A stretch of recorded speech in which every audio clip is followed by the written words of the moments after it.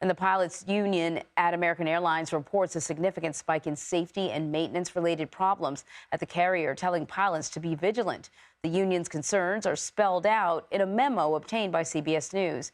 They include tools left in wheels, more aircraft collisions while they are being towed, and more items left in the safety area near jet bridges.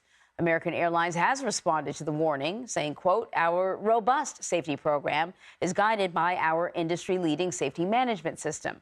It includes a multitude of collaborative programs and regular touch points with the FAA and all of our unions to further bolster our strong safety record." CBS News senior travel advisor Peter Greenberg is following this, joining us now. So I just kind of like rambled off what sounded like a real legalese kind of a response from the airline. But help us understand what's going on here. And, you know, as passengers, should we be concerned? Well, let's go back to a word that most people don't know. It's called MEL, M-E-L. It stands for Minimum Equipment List. And any aircraft type flying today has one of those. And what that means, in theory, is if there's any one item on that list that's not working, the plane can't fly. But over the years, the airlines and the FAA have been allowed to modify that list and do things otherwise known as deferred maintenance items. What the pilots are concerned about is not that the airline is doing anything illegal, but that on a lot of these items about minimum equipment list items that aren't working, they're allowed to defer it for 8, 9, or 10 days, and they're not really getting to that item until the 9th or 10th day. The reason for that?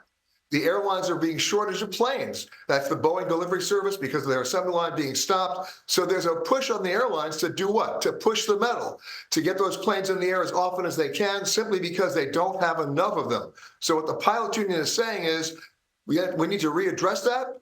We need to go back and look at that MEL, that minimum equipment list, and those deferred maintenance items, and address it on more overnight maintenance and not defer it till the last possible day. So United Airlines is currently undergoing an FAA audit, United is, after a series of concerning safety incidents.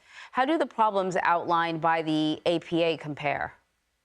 It's the same exact issue. Both airlines are in a crunch right now because they don't have enough planes. Boeing is not.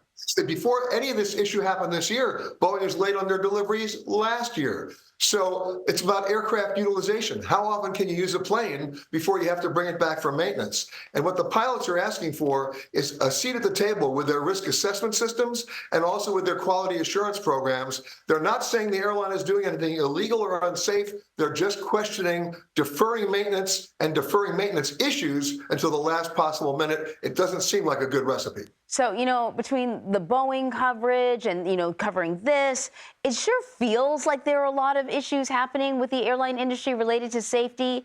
So my question to you is it just that it feels like it, or is there really an uptick in safety problems? Both. It feels like it, and there is. The good news, if there's any good news, is that all these issues that you've seen, especially with United, are not Boeing issues. They're maintenance issues, and none of those items that happened on those issues with United were critical to the airworthiness of the aircraft. Having said that, though, that doesn't mean we shouldn't increase the scrutiny and the overnight maintenance, not to mention those deferred maintenance items I just talked about. All right. Well, I know everyone's planning their summer holidays, so let's make sure they pull it together. Peter Greenberg, thank you very much. You got it.